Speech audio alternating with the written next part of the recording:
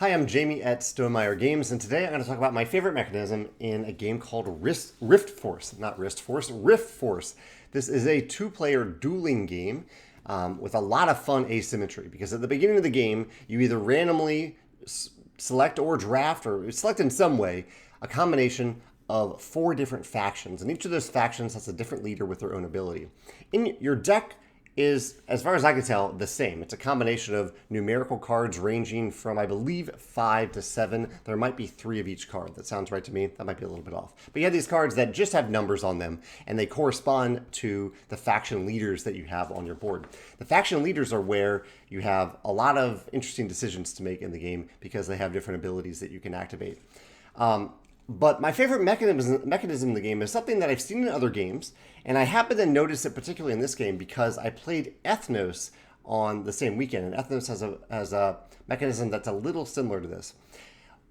2 of the things that you can do in this game, you only have 3 actions that you can do, and one of them is to play up to 3 cards, but those 3 cards must all be either the same number. So I have a 5, a 5, a 5. I could have played all 3 of those 5s on the same turn. So you can play cards of the same number, or you can play up to 3 cards of the same faction. It's a very simple rule, but it leaves open a lot of interesting decision space in the game. Do I, based on what I have in my hand at this time, am I looking at the number? Am I looking at the faction? Am I selecting, 7s are harder to kill because 7s have more life? Am I looking to play, is playing 2 7s better than playing 3 5s?